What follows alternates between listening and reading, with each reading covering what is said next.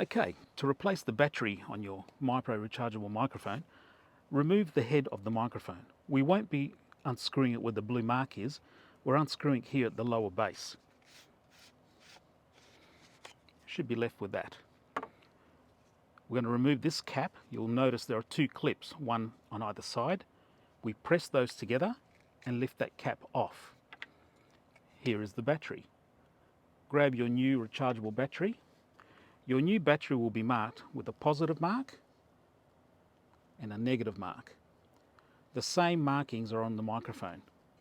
There's a positive mark here and a negative mark. Make sure that you put the battery in the right way to avoid damage to the microphone. To place the cap back in, you'll notice a male connector.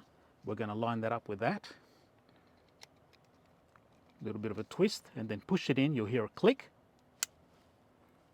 Screw your cap back on. Shouldn't need any force at all. Turn your mic on. And you've now successfully replaced the battery on your MyPro rechargeable microphone.